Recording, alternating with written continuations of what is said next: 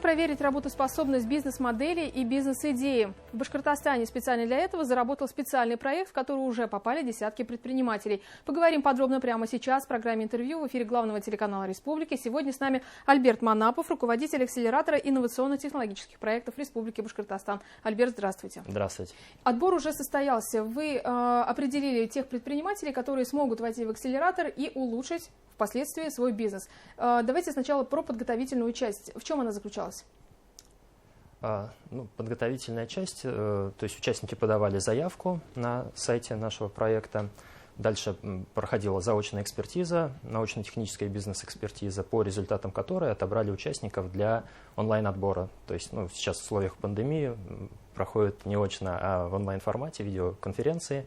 То есть участники защищали свои проекты, эксперты задавали вопросы, и на основании этого мы уже отобрали 23 участника для прохождения программы, образовательной программы, и 12 участников еще получат индивидуальную консультационную поддержку по развитию своего бизнеса. В каких направлениях проекты интересуют предпринимателей, которые сотрудничают сейчас с вами? Мы отбирали по множеству технологических направлений, 6 основных у нас было сформулировано. Больше всего заявок поступило традиционно по направлению цифровые информационные технологии. Достаточно хорошо отреагировал медицинский вуз и соответствующие компании в области биотехнологий, и по энергоэффективности. То есть такие 3 основных направления. Мы знаем, что только один из пунктов – это проверить работоспособность бизнес-идеи и бизнес-модели. Да? Кроме того, вы даете еще рекомендации, что по пунктам получают участники акселератора. Значит, для них будет проведено 11 вебинаров по специализированным темам, связанным с технологическим предпринимательством. Это и оценка трендов на рынке, привлечение инвестиций, подготовка презентации проекта, финансово-экономическая модель, проверка бизнес-гипотез, и многие другие актуальные темы. Также это 5 групповых консультаций, темы которых мы определим на основании опроса и диагностических сессий с консультантами.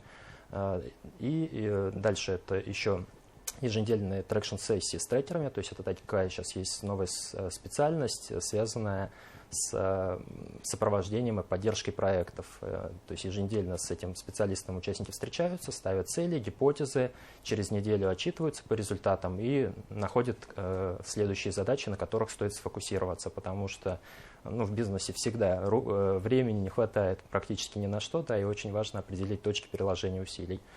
Кроме того, у предпринимателей часто возникают какие-то такие специализированные запросы, то есть кому-то нужно организовать пилот, например, в дорожной отрасли. Один из проектов пришел, и мы его сейчас познакомим с Всероссийским институтом дорог, дорожной отрасли, для того, чтобы он там провел пилотирование. Институт уже, то есть выразил заинтересованность в этом программном обеспечении, которое обрабатывает данные с радаров, для анализа контроля качества дорог. То есть очень большой интерес. Кто-то приходит за инвестициями, соответственно, ему нужна консультационная помощь, как правильно все это структурировать, подготовить предложение для инвесторов.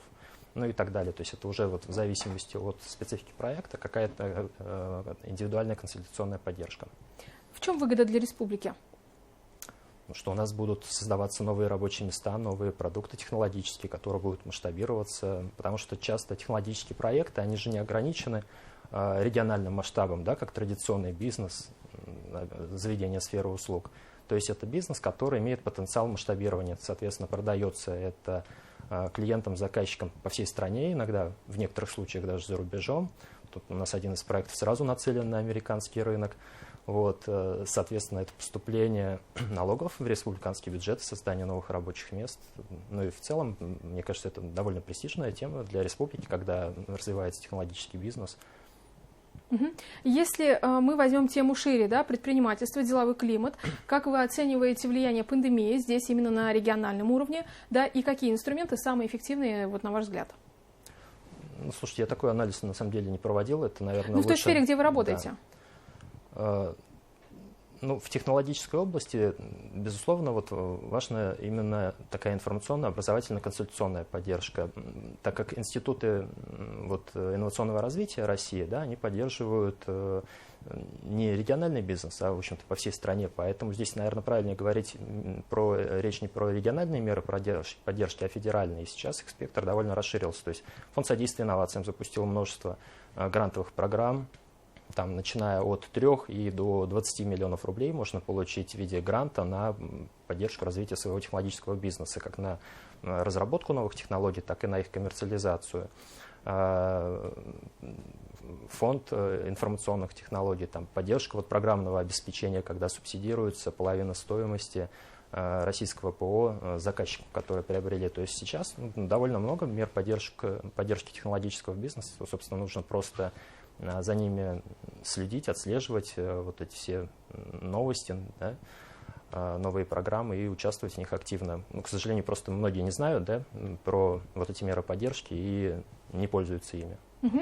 Если мы говорим про стартапы, то в Башкортостане есть ли какие-то особенности в их развитии, да, где вы видите перспективы?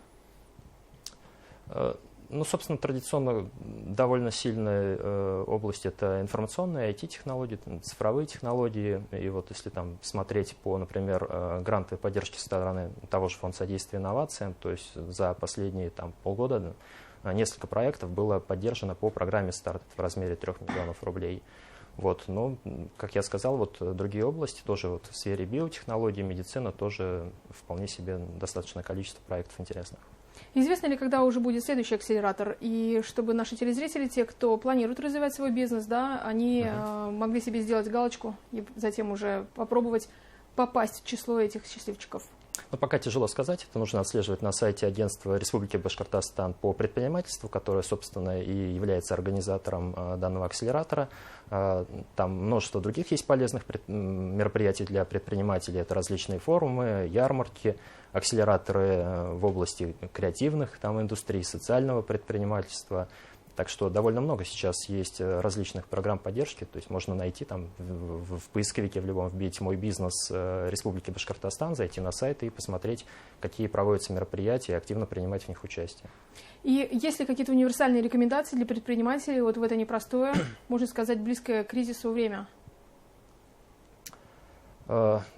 Пандемия все-таки это искать развороты бизнес-модели, новые возможности, потому что какие-то бизнесы, понятно, что больше пострадали, и нужно каким-то образом трансформировать, да, свою бизнес-модель, но в каких-то случаях, может, действительно стоит пока приостановить свою деятельность, да, или существенным образом ее присмотреть.